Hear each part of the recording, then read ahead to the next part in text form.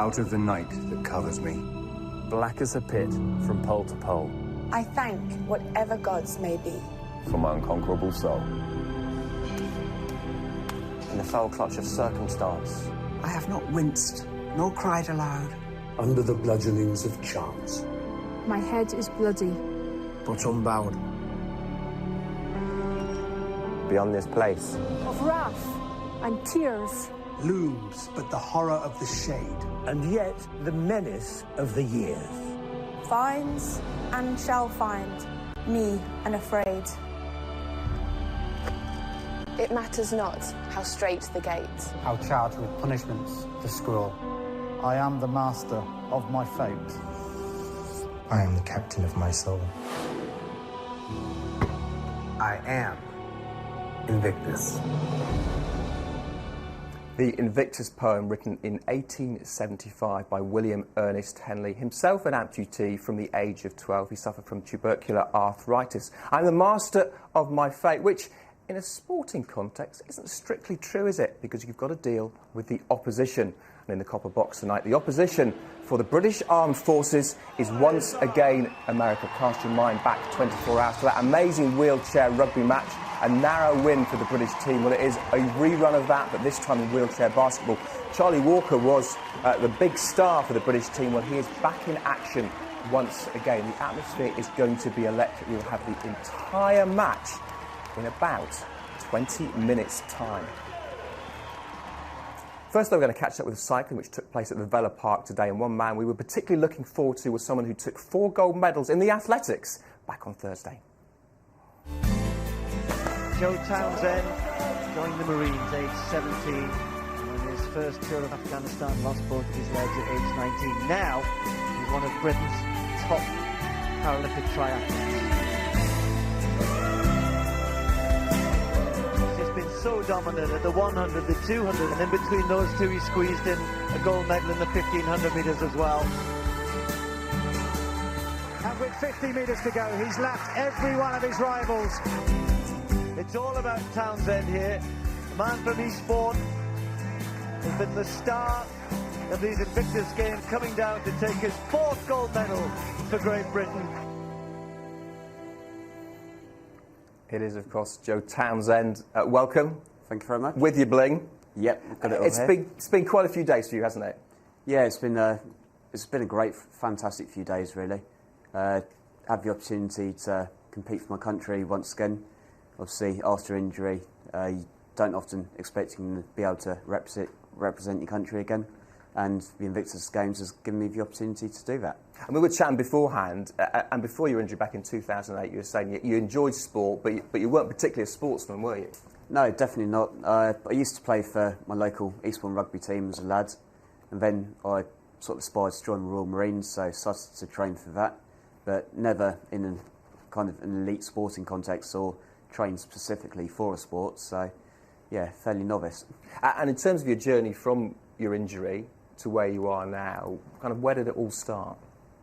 It started back in Headley Court, really. After my injury, I spent 5.5 months in hospital in Birmingham, and then after getting down to Headley Court, was presented with lots of new opportunities to try different adaptive sports.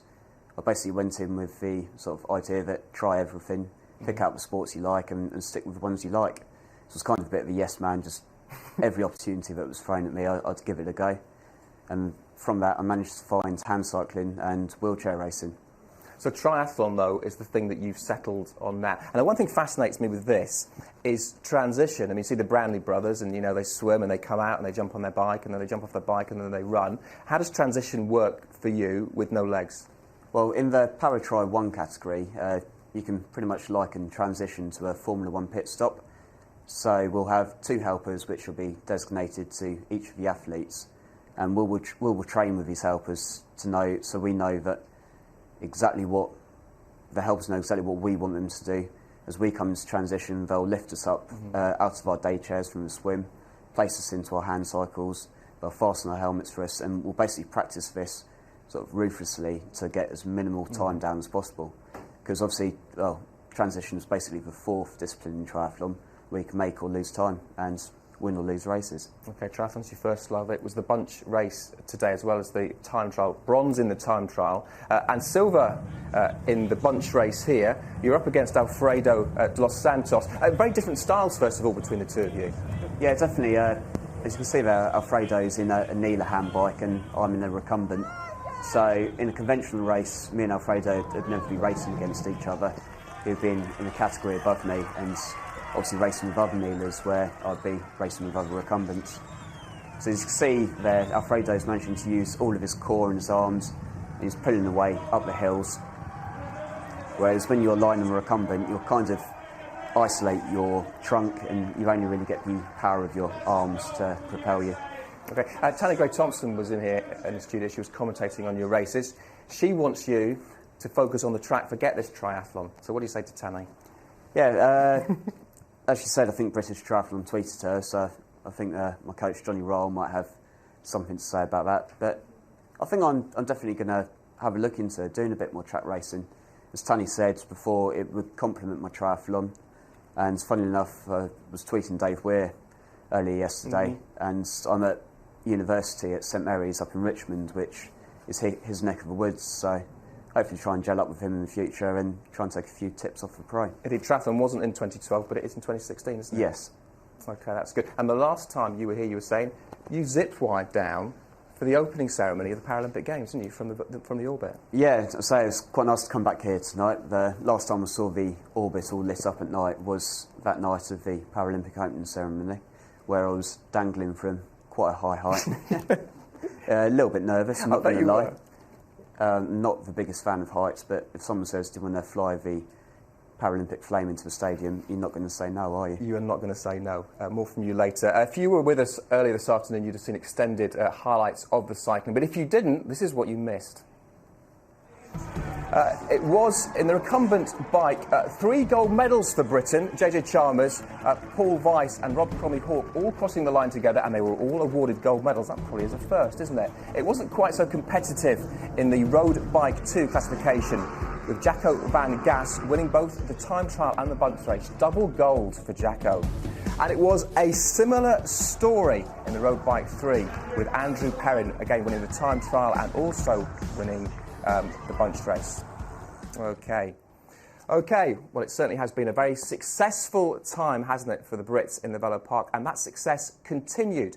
We can take a look at now the time trial. This was in road bike 1 classification, and this was Craig Priest taking the gold. Again, very dominant performance, and after that, well, he got on to the bunch race, and we can join that in the closing stages with Simon Brotherton and John Allen Butterworth, your commentators. Here comes Craig Priest of Great Britain to take the bell here at the end of this 12-lap circuit race. And Priest has ridden away from the rest of the 6-rider field. And he's going to win this with room to spare.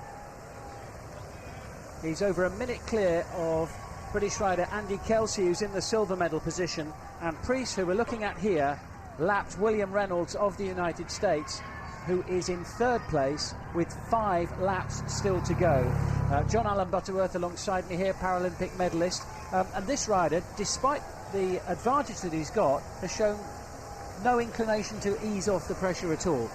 Yeah, that's right. He's led pretty much from the gun. It's been a one-man show. Doesn't look like it's been in any way look like it's been to get caught at all.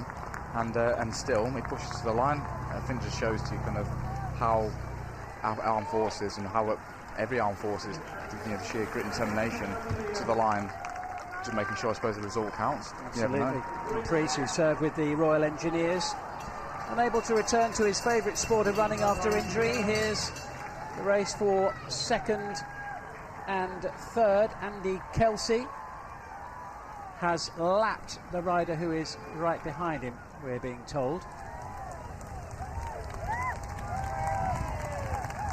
Kelsey certainly is heading for silver, I think. And as you can see, over a minute, the gap, it's actually going up all the time, bit by bit. And this is a lap that he can savour should he choose to, because nobody will overhaul him now. Priest, who won the gold in the time trial, he's treating this race as another time trial. Well, it has been another time trial, longer than the first one. It was just a one lap this morning, but the outcome's going to be exactly the same. Chris actually used to be a runner. That was his favourite sport. Of course, can't return to that now, but I think he might have a new favourite with success here in the Invictus Games. Double gold medalist in this inaugural Invictus Games.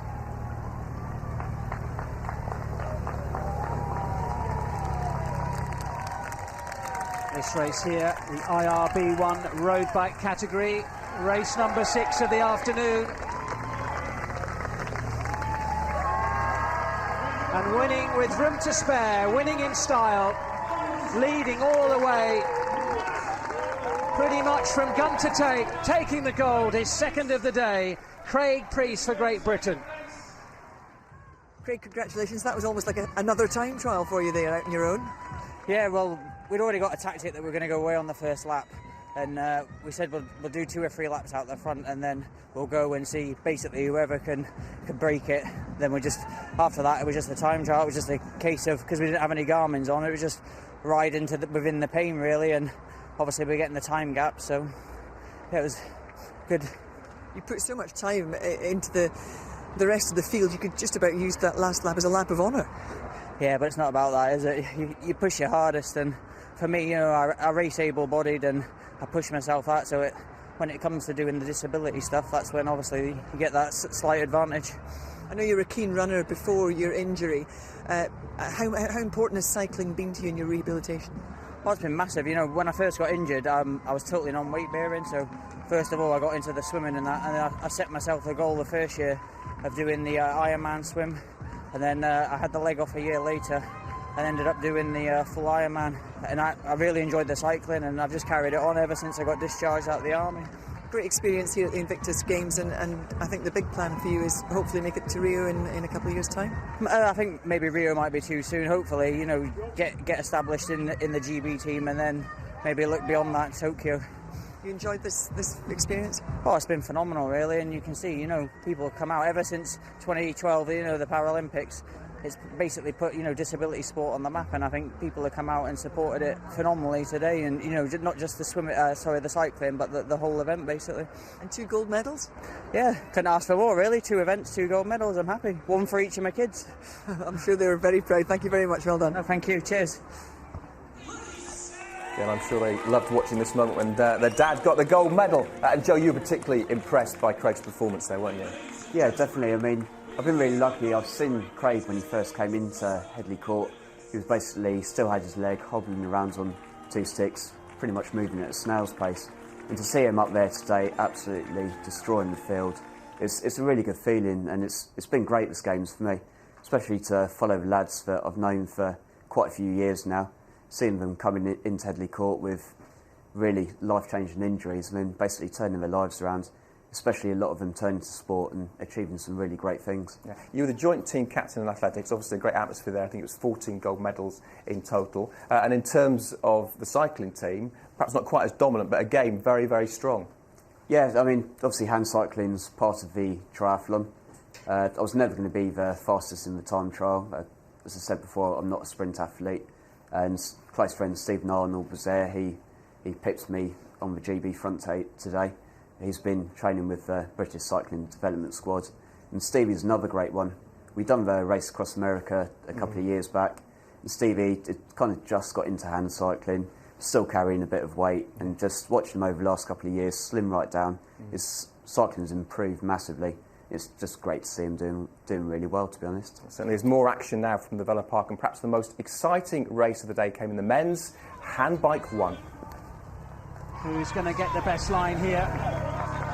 As they head into the dip for one final time, that'll be the sprint up towards the line. It could not be closer. Robin, the Frenchman, in second place. Radotic now is on the front and leading the sprint. Robin will try and take him on the line. Robin's led for most of the race, and he's found that little bit extra right at the end. And Frank Robin, who was caught on the final lap, just dug that little bit deeper. He found that bit extra from somewhere, in a desperate sprint to the line to make sure that he claimed the gold, which for so long looked as though it was going to be his. He finally made sure, but what a fight there from the two Americans, led by Anthony Radetic with Jeff Hopkins there. Here's the margin of victory. Just over a handbike length, a handbike and a half, won by the Frenchman. Radetic there taking second place, and the bronze medal going to Jeff Hopkins of the United States. And Great Britain's Josh Bodgy is set to finish in fourth place. Yeah, nice race there. Just a couple more results now to round off the cycling. We can bring you up to date with everything that's happened in the women's recumbent bike bunch race. Well, it was Erin Stewart of the United States who took the gold medal. Very dominant performance from the American. And then for Kelly Robinson of Great Britain, she was in second place. It looked like a tough race for Kelly, didn't it? And it was a combined race in the road bike 3 and the road bike 2 for the women.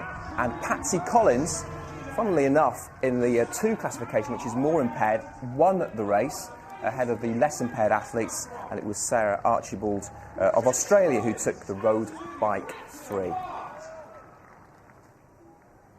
Yeah, so that wraps up the cycling. Now, Joe, I've heard a vicious rumour, and this is an interesting sort of treble, if you like. You're going to powerlift tomorrow? Yeah, I wouldn't go as far as saying powerlifting, but I'm going to go and try and bench press a few weights. How much do you lift? Or how much are you hoping to lift? We'll see tomorrow. I haven't been lifting for quite a few weeks now, but I'm going to go in, probably put a safe lift in of around 75, 80 kilos, and then progress on from there. Right, don't injure yourself, OK? No. OK, where is that powerlifting taking place tomorrow? Well, here's Matt Pinsent with that and a whole lot more. One of the great things about Invictus is how it's reusing the park and the amazing venues that are left over from London 2012. This is Here East. It's going to be home to powerlifting and rowing, but today it's archery. I'll admit, it doesn't look much from the outside. Just wait until we go in.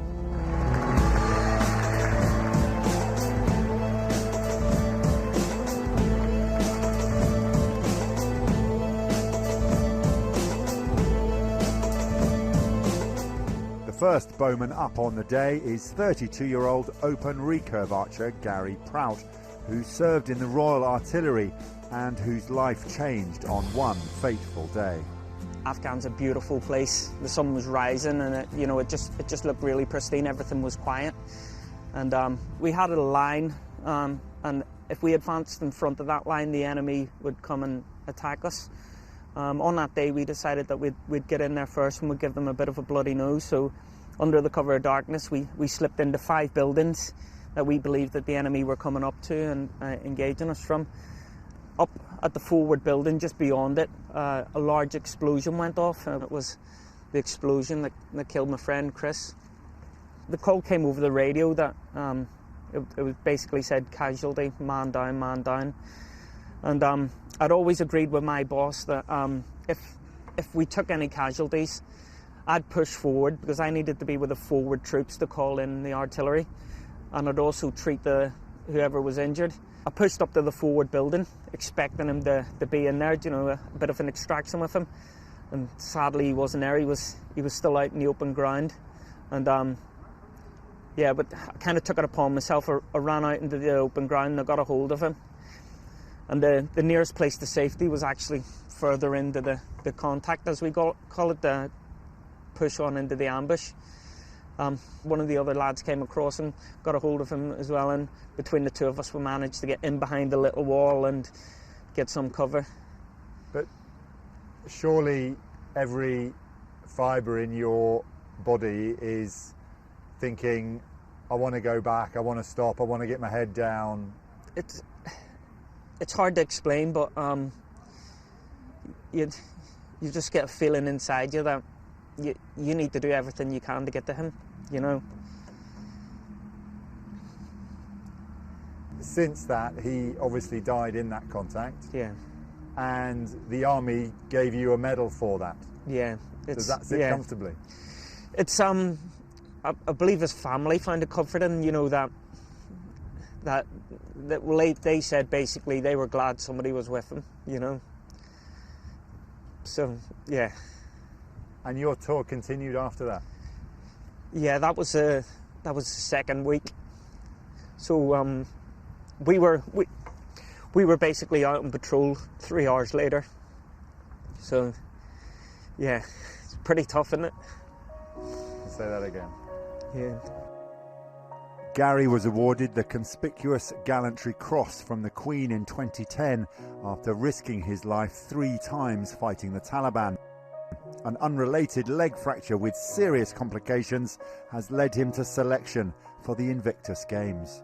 It spurred me on massively. I was very poorly at the time, and I didn't really have much to look forward to. This got me up out of the house. This got me back in with like-minded people, and you know, it was absolutely phenomenal.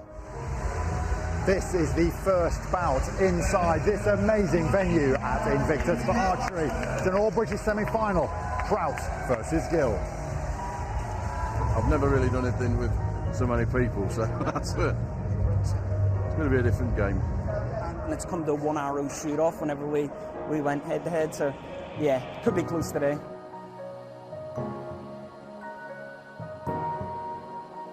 Or better to take the set. It's a 10. David's final arrow is an 8. Gary Prout goes through to the gold medal match. And a nice touch, I didn't realise that this is normal in archery, you get given your target afterwards. Yeah, it's nice to see. It's nice to see where you've been shooting. Or maybe try to cover these ones up later on. Yeah, we'll just... Gill quickly bounced back from his semi-final loss, securing bronze in the individual open recurve, leaving a gold medal matchup between Britain's David H. Hubber and Gary. Welcome the archers onto the field of play. Gary Prout and David H. Hubber. If you want to see what Invictus means, just look at some of the parents. Gary Prout's mum, Heather, and she's actually shaking. Opens with a 5.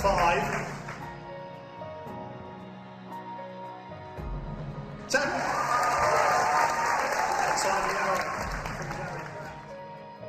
8 or better. And David H. Hubber has taken the gold medal. How does it feel having an Invictus gold medal around your neck? We can see it there, resplendent. You can't stop fiddling with it, really, can you? It's amazing. It's absolutely amazing. You know, I honestly thought I walked away. I was content with silver, you know, but gold, wow.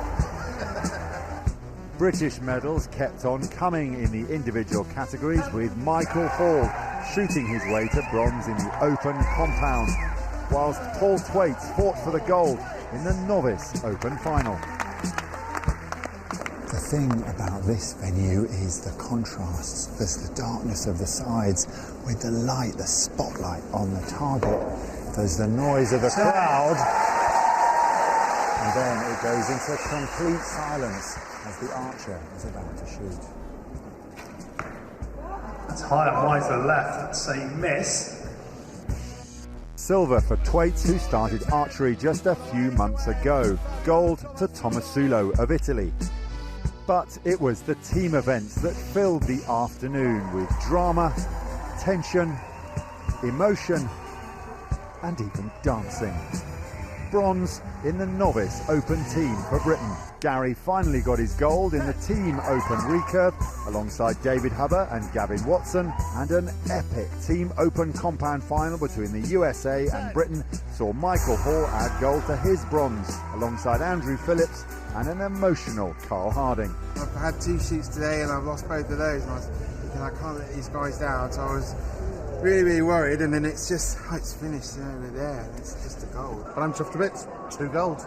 And you guys now, you can sort of de-stress, let your hair down, change your gear. Yes, our 2-can rule. Our 2 cans will be enforced tonight. Explain the 2-can rule. Well, you're not allowed more than 2 cans. Quite so yeah, it's a simple rule. Yeah. Yes. At the Invictus Games, great sport, moving stories, and always a good sense of humour. And that's where you'll be tomorrow, Joe, for the powerlifting. So we'll let you get away, rest up for some big bench. Thank you very much. And congratulations on your achievements. Good luck on the road to Rio. Thanks Cheers. very much. OK, time to focus on wheelchair basketball now. That big final coming up, GB versus the USA. But first, here with the story of the day so far is Phil Jones. Basketball and the USA, it's a bread and butter type union. Hoops is what they do, and the American team here do it rather well, as demonstrated in the day's opening game against Denmark in Pool B. So Rodriguez inside, and the finish was put away terrifically by Maston. He's having an outstanding game. The Americans would run out 18-12 winners. Britain opened Pool A against Australia. The hosts struggled to find their range initially. Indeed, it was a nervous start, and Australia scored first. What a stroke! Dennis Ramsey with a long range too. That was a serious shot. But once the British game clicked, it clicked big time. Beautiful ball movement by Great Britain to begin this second half. Nixon, touch pass inside, shot fired up, but back iron, rebound, pulled down, and then converted by Charlie Walker. Britain off to a winning start. The USA booked top spot in their pool and a semi-final place with a romp of a triumph over New Zealand. Delvin Maston was again to the fore. The American momentum and team spirit was building. Prince Harry brought his Invictus magic to an expectant crowd for Britain's game against France. They were not to be disappointed. And what a finish! Terrific conversion by Gareth Galaiti. Good ball movement. What a pass! Once again, and what a finish! Woo! Wonderful offense. A dominant Britain into the last four as winners of Pool A. In the first semi-final, France provided the opposition to the USA. The quality gap was soon apparent as the American side cruised into the gold medal match. And my goodness, everything going in the USA's favour right now. The USA now just going to dribble out the clock. Oh, and that is a three-pointer from Delvin Maston, just to put the icing on what was a really comprehensive victory. The USA through to face either Britain or Denmark. This second semi-final was a much closer affair. Beautiful pass, shot inside, home gets the roll, Denmark take the lead. How about that for a big shot from the wing? Charlie Walker kissed it off the glass. He had a terrific game in the rugby yesterday, and that could well be a key basket. Another final for Walker, another GB USA encounter. It's earplugs at the ready once again in the copper box. Will this help you, this kind of competitive game in the semi, going on to play the Americans? Yeah, that's what we want. You know, we need hard competitive games to get our edge back, and hopefully we can bring it for the final. First up, though, it was the bronze medal match. Denmark, who've looked strong all the way through this tournament. They beat France by 16-7, and afterwards Phil Jones spoke to Maurice Manuel. Well, the whole team delighted, I can tell that. You've delighted this crowd over the last couple of days with your performances in rugby and now the wheelchair basketball. The crowd in Copper Box is unbelievable. It is the most amazing thing I've ever experienced in my life. I really words can't describe it properly how I feel right now, and how grateful we are for these people in here and how they've backed us up these 2 days. Yeah, he loved it. So we've been here before. GB versus the USA in the copper box. This time it is wheelchair basketball. Ronald McIntosh and Adi Adepitan describing the action. So we are just moments away from the gold medal games opening tip here in the wheelchair basketball tournament. The home team, Great Britain, taking on the USA. The starting five for Great Britain: number 5, Attis; number 7, McCurlin; number 10, Walker; number 11, Powell; and number 14, Golightly. While for the USA, their starters are number 7, Davis; number 10, Maston; number 13, Rich; number 14, Rodriguez; and number 15, Varela. Two high-powered teams, both of them have arrived at this gold medal game undefeated, emerging with 2-0 records from pool play. Contrasting victories in their semi-finals. Great Britain prevailing in a hard-fought scrap over Denmark by 14 points to 11. The USA positively steamrolling France 28 points to 6. Now, everything that has gone before must be put away, put in the memory bank, as they will contest 2 10-minute halves of basketball for the gold medal here at the Invictus Games. I think this is the final that everybody has wanted and everyone has been waiting for. And did you hear the noise in here, Ronald? Hey, the place was absolutely rocking. Now, I think GB have shown that they can win in a number of ways. You know, they can score and they can play defensively. And you know, as of what happened yesterday in the rugby, if it comes to a close game in the dying seconds, anything can happen. Well, to that, I'm sure the USA basketball team would say touche, because they too have demonstrated that they can win in a number of ways in their pool games. They had a really tight opener against Denmark, prevailing by a score of 18 points to 12. They're more comfortable against New Zealand, 14 points to 5. But offensive foul is the call. Terrific defensive positioning. The USA can't believe it. Oh, it was closer. I mean, like to see that replay again if we get a chance. Javier Rodriguez, who's caught for the charge. There's the offload. I'm not sure about that. You know, I don't think Andy McErlin had a defensive position there. But, you know, who am I to argue against the referees? What do I know, Ronald, eh? So that basket that went through the hoop from Rodriguez will not count. Great Britain looking to take the lead as Attis locks, loads, fires, boom, gets the roll. Chris Attis opens the scoring for Great Britain, and just listen to the response that elicits from the crowd here at the Copper Box. This place is rocking. I'm glad I've got these headphones on to protect my ears, because it's ear splitting. It was 112 decibels yesterday. I think we'll beat that today at some point. Answered immediately by Rodriguez, unfazed by picking up that offensive foul on his first trip down the court. He opens his account. We are tied at 2 with just over a minute and a half gone in the gold medal game. We've got all the signs of a good game here already. You know, both teams have come out to play it. They come out firing. So it's over the halfway line, offloaded now, and it's in the hands of Golightly, who keeps it himself, drives to the bucket, picked up by Javier Rodriguez. The USA off and rolling. Yeah, Gareth Golightly, he had the lane to the basket, but that was taken away from him by Hector Varela. Forced him into the rush shot. That's good basketball by the USA. Maston has scored really heavily throughout the tournament. When he gets in that type of range and locks in his sights, well, generally he finds the bottom of the net.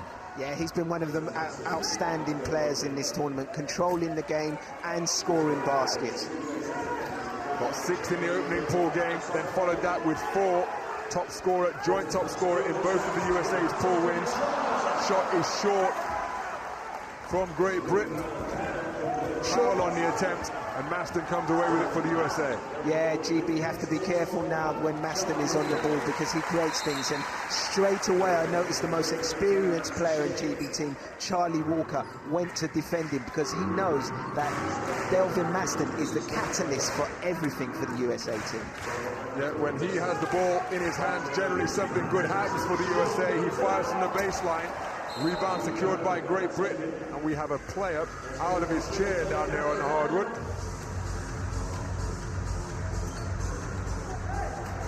Finally back into playing position. Scott Palomino, who just required some assistance from a teammate. Great Britain inbound from the sideline. You see they did that in a hurry. It is a rolling clock. 2 10-minute halves with a rolling clock. The only time it will stop is when the player goes to the free throw line. Attis with his 4th points of the game. He has been a really bright spot for Great Britain on offense. Stolen, Attis again. Can't continue, can't find it. But he gets the foul. So we are tied at 4, and all action flurry of play. Chris Attis will go to the free throw line for 2 shots. Yeah, that's one of the things that symbolised Chris Attis' game in the semi-final. The amount of times he got to the free throw line. What a beautiful pass that was by Andy McErlin. Turning the wrong way, and he handed it off to Attis. Makes the first. He really has had a number of trips to the free throw line, and he makes both. All 6 points for Great Britain have come from the red-hot hand of Chris Attis, the 26-year-old who lives in Stockton-on-Tees, leading the way for Great Britain as they take the lead against the USA in this gold medal game. Maston from the baseline, short on the shot, is still anybody's ball, finally in the hands of Charlie Walker. Great Britain have possession. So Nixon, the Great Britain captain, controlling the play for the home team.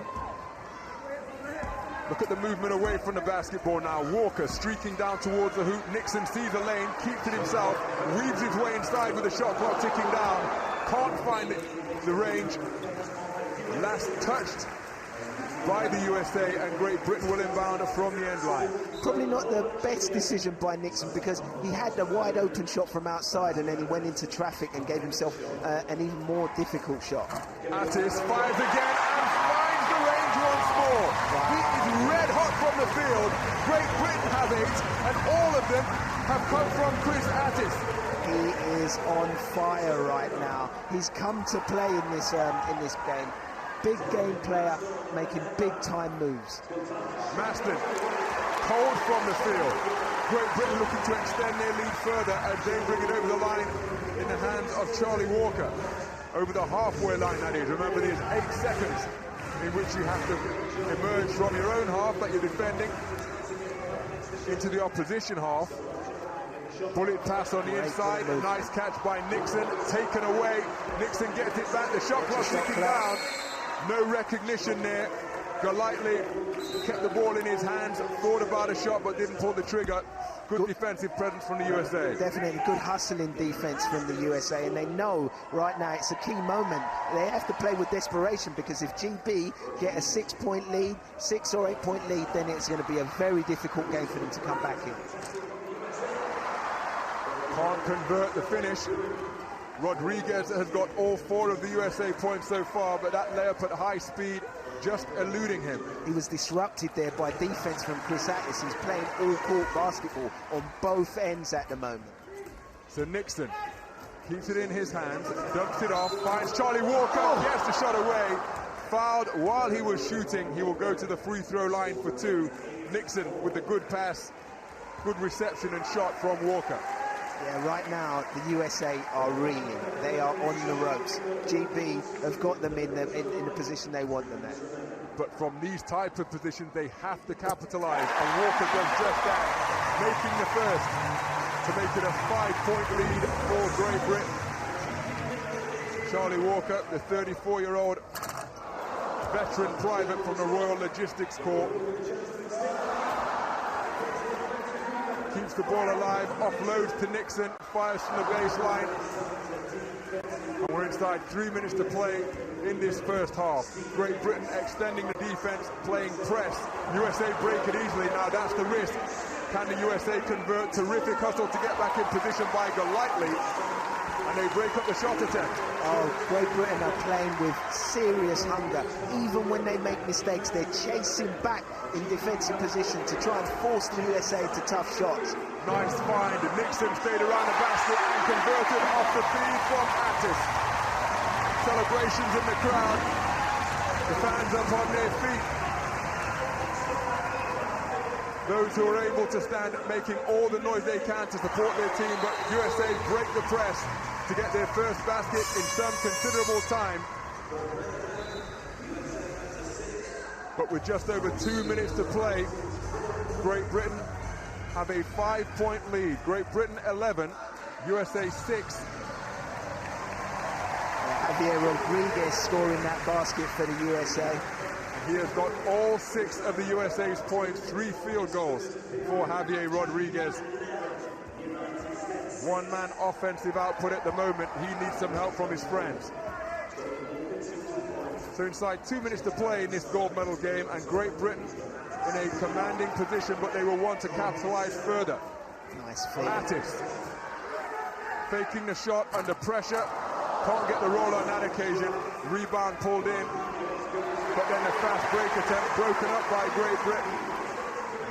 At the moment, the USA are totally out of control, making bad decisions.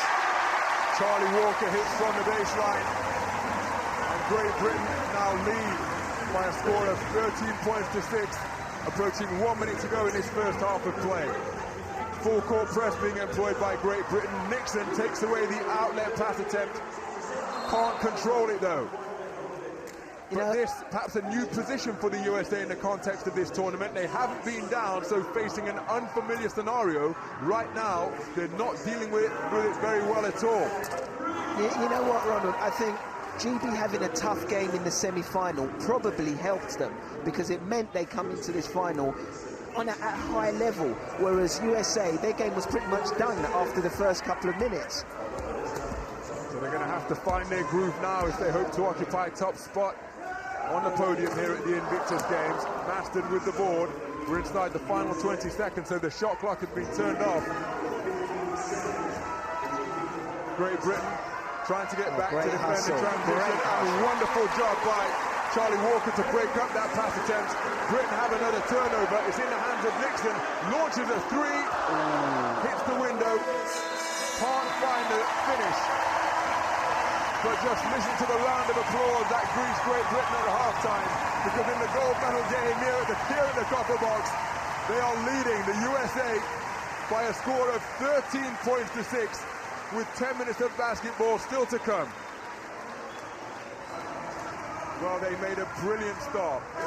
The USA, they're still in this game, they're hanging around, they're trailing by 7, but they'll be looking to get their momentum. They'll be looking to get something in their favor now as they inbound from the sideline to begin the second half of this gold medal encounter. Great Britain 13, USA 6. And it's in the hands of their star man, Maston. In and out, but he's getting closer after being stone cold in the opening half. Attis can't control. In hot pursuit was Aguilera, and Attis turns it over for GB. When I speak to Chris Attis next time, I'm going to teach him to bounce that ball on his left hand. If he'd kept it on his left hand, it wouldn't have been turned over. So Aguilera takes it over the halfway line. As with Rodriguez, Maston. Oh, lovely fake. Continuing to look for his first basket, but the chair skills to make that move and get baseline was a beauty. That was an amazing head fake. Just came down the court, faked right, went left, and then straight past and got fouled. Here you go, you'll see him here. Comes in, rolling with his chair, head fake to the right, and then goes left. Got the eyes involved as well to sell the fake a little bit harder. Yes. So Nixon takes it over the halfway line for Great Britain. The team captain done a wonderful job since he's entered the fray, trying to find his teammate there, but it's only in the hands of Rodriguez. Maston has it now for the USA. Attis hassling him. USA have to get it over the halfway line. They do so within the permitted 8 seconds. Weaving his way into the lane. Rodriguez finds Maston.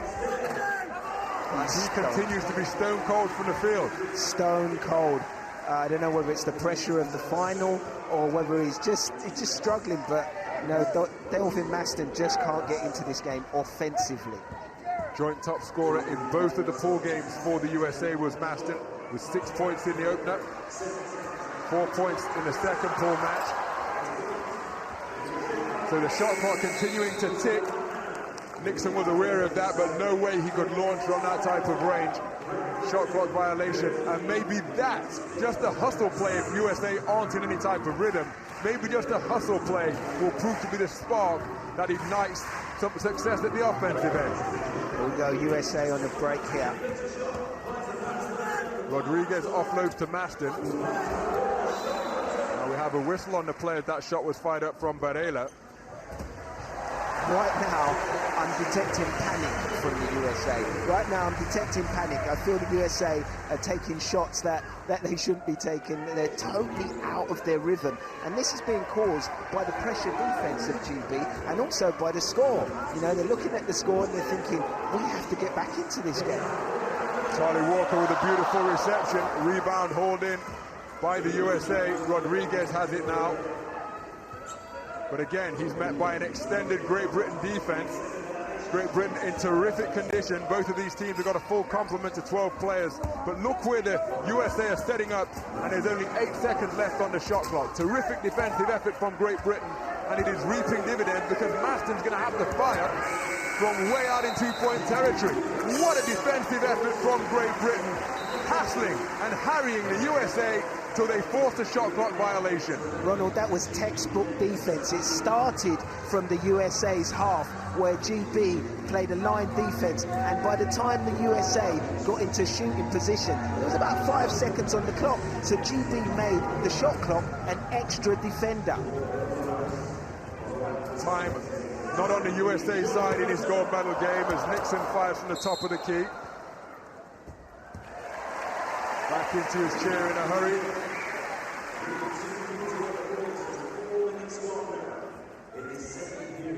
It's Lee Matthews for Great Britain. And again, USA will want to get the ball out of the officials' hands and inbound it as quickly as possible because it is a running clock. We have to continue to re-emphasize that because right now, the clock is Great Britain's friend and a foe of the USA. And just to underline the trouble that Maston's having, one of the best ball handlers on the team, he's out of his chair with nobody really in range. Play continues up the other end, but the basket will not count. Not quite sure why it didn't count. I mean, I don't feel there was any infringement. So there was a whistle as Maston tumbled out of his chair. But he was out of play. He wasn't involved in play. So Great Britain on offense now. It's in the hands of Attis. Back to Walker. Defender fades away. He fires from the foul line. Now an outlet pass for Maston to hustle down. He's got 3 GB defenders in pursuit. He applies the brakes and he still continues to find the basket covered up because he can't find the bottom of it. You know, some days it feels like the basket has got a lid on it. It feels like the basket is like 2 centimeters in diameter, and right now for Maston, I think he's having that problem. He's tight and he's struggling. No such problems for Great Britain. Attis with another field goal. He came out and scored Great Britain's first 6 points of the game. Here's another one to move his total to 8 and Great Britain's total to 15. They lead the USA by 9. In this gold medal game, Attis on the receiving end once again, and he moves to double figures. What a performance by the 26-year-old who is from Cornwall but lives in Stockton-on-Tees. Waiting on the outcome of a medical board after sustaining knee and nerve injury during a training exercise on Salisbury Plain. He said that his arrival here on the team at the Invictus Games has been a hard road to recovery because he was so active before his injury. So now the Invictus Games have helped him to get back to his joyful self, and the camaraderie he's experiencing here really has been a fillip for his spirits and his physical activity as well. And he's putting on an incredible display. He is entertaining this crowd with the type of basketball that Chris Attis is playing. So Kirsty Wallace into the game for the first time in this final. Shot fired from the perimeter, back iron, rebound secured by Varela. Now in the hands of Aguilera, but look at the defense being employed by Great Britain. Nixon pushing hard in pursuit of that ball, just can't keep it in bounds. But again, the clock continues to tick down, and the USA, this game, getting beyond their reach.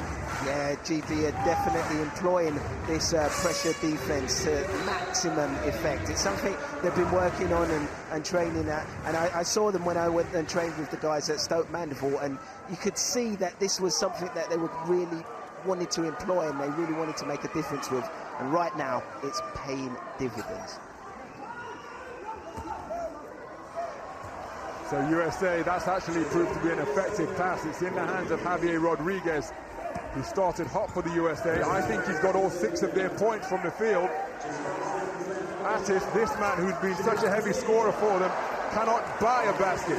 That was a difficult shot. Wallace has it now, pushing to get it over the halfway line. And again, the noise level here in the copper box, well, it is positively visceral. It's ear splitting. So USA inbound after that turnover. It's in the hands of Rodriguez. He offloads to Varela, whistle on the play. And that perhaps one way that the USA could get back into the game, if they could get to the free throw line, because that will stop the clock, although it's continuing to tick down by about another, what's that? Finally. I'm surprised the coach wasn't having a go at the table there to stop the clock. Problem with USA, they are creating those as the shot clock is still, well, the game clock is still going.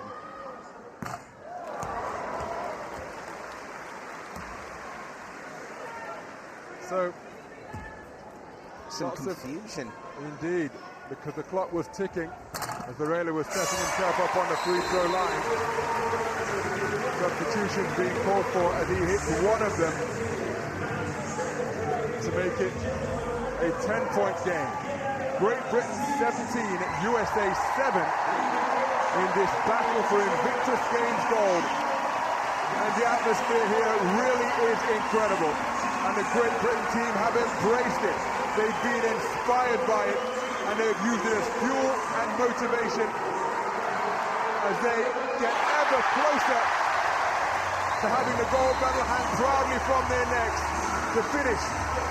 Trained by Lee Matthews at close range. And the noise level here, well, it continues to rise when you think it couldn't get any louder. Dare I say this, Ron, but this is looking like an absolute shellacking for the USA team by GB. Nixon taking that ball away. Great Britain seemingly everywhere. They only have 5 players on the court, but the USA must think that they're being surrounded. Maston inside. Finally he gets a bucket in this game, but there are only less than 30 seconds to go. He'll go to the free throw line for one more, but they needed that type of finishing from Maston from the opening tip. Too little, too late for Maston. He just had one of those days where things are not working out, and that free throw, you know, encapsulates his game right there.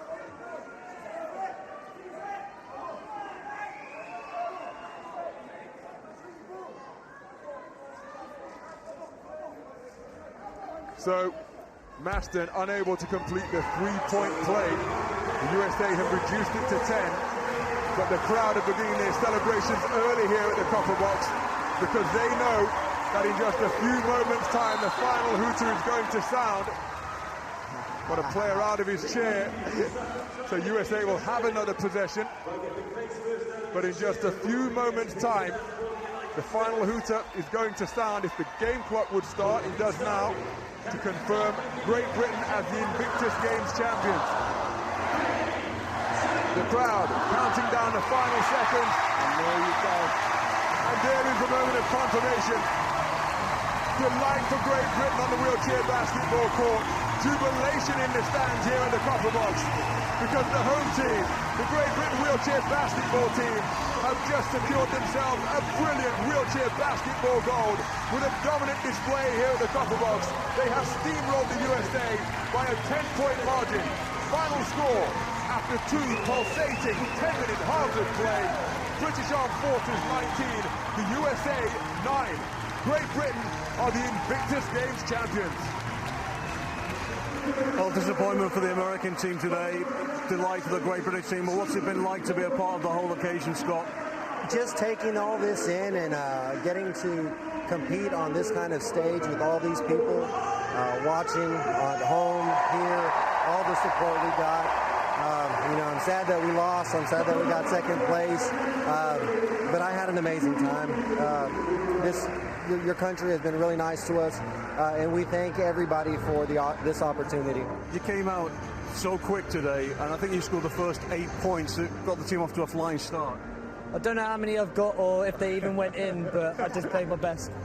You did your best. Tell me as well the kind of team spirit within the camp that allows you to display that kind of form in front of a crowd like this under high pressure, let's face it. Yeah, it is high pressure, and we just bonded as a team since day one. We've taken the mick out of each other constantly, but we bonded and bonded well, and that's how it got through us. Well, congratulations on a tremendous performance. We're going to move over and speak to your captain. I'll tell you what, again, you were playmaker supreme, Adam, today, and sum up what this means for you as an individual, for the team as a whole, you being the captain of that team. For me, it means everything. Combination of a lot of hard work, a lot of effort from everybody. For the team, onwards and upwards. Let's hope it doesn't end here. But yeah, what a game. What a way to finish it. Can you have imagined when you were coming in here, you say, right, you're going to be part of the team that's playing in the Invictus Games, you're going to be the captain, but you're going to do it in front of a crowd like this? Oh, at first it was nerve-wracking, but now I'm feeling bigger the better. Bring it on, bring more. It's brilliant. And now, how do you plan to celebrate, if you can let us into that secret? I think a few cheeky sherbets might be in order for tonight. But yeah, definitely going to celebrate this one. Enjoy the moment. So congratulations to the team. Well done to both. Thank you very much. Thank you very much. And enjoy the moment they will. Receiving their gold medals, Adam Nixon, the captain, and Adi Depitans, who joined me in the studio. Just some night again in the copper box, wasn't it, Adi? It was incredible in there. I mean, ridiculous. The sound was just, it was 112 decibels yesterday, but I'm not sure what it was today, but it must have been up there or around there. I've never felt the atmosphere. Just, I was blown away, and GB stepped up to the plate today. So this very first Invictus Games, I mean, that British team has come together as a bit of a scratch team. Maybe the Americans played together a little bit more, and yet they played in front of a crowd and in an atmosphere which very few wheelchair basketballers will have ever experienced. I was so impressed at their composure and the way that the team came together and stepped up to the plate. But they were really, their catalyst, the person who set the tone was Chris Attis. He came in, hit the first 6 points, and really the rest of the GB team, followed on from there. You can see him, his first shot, was a little bit lucky, used all of the rim, but you've got to take your luck. And from then on, he was dead-eye. He could see everything, and the basket was huge, just scoring, and he really knocked the USA for 6. They just couldn't respond to his offensive performance.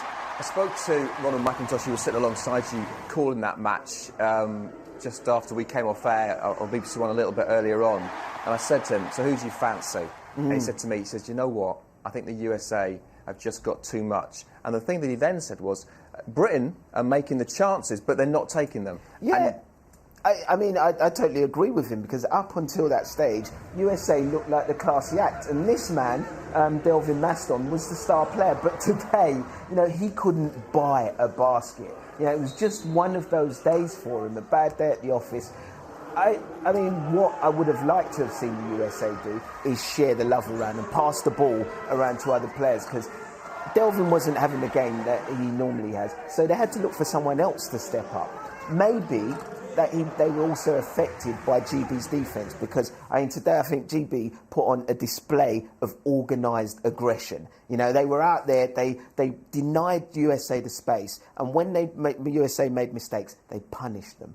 And a great example there of pressure. For one side, rising to it, and for the other side, perhaps just shrinking a little bit and not finding their form. I also think the semi-finals played a huge part, because GB's semi-final was a tight semi-final against Denmark. So they came into the final playing at a high level. They were already up there. USA, their final was over pretty much in the first couple of minutes. They relaxed, and I think they came into the final too relaxed, and GB capitalised on that. I know, it certainly was incredible, wasn't it? Thanks very much, Adi. Indeed, just time to tell you about when we're back again tomorrow. It's the last day of the Invictus Games. Can you believe it? It's come around so quickly. 1:15 on BBC One. We've got swimming. Mike Goody featuring that. He was in the BBC Two documentary. Also sitting volleyball. That's in the copper box. And then tomorrow at 8 p.m. at BBC Two, it is the closing ceremony concert. You've got the Foo Fighters, Ellie Goulding, and much, much more. So once again, the copper box was a cauldron, wasn't it? Once again, it was GB versus the USA, and once again, GB won. They didn't just beat them, they gave them a shellacking, in the words of Adi Depitang. We'll see you tomorrow. That was ridiculous, mate.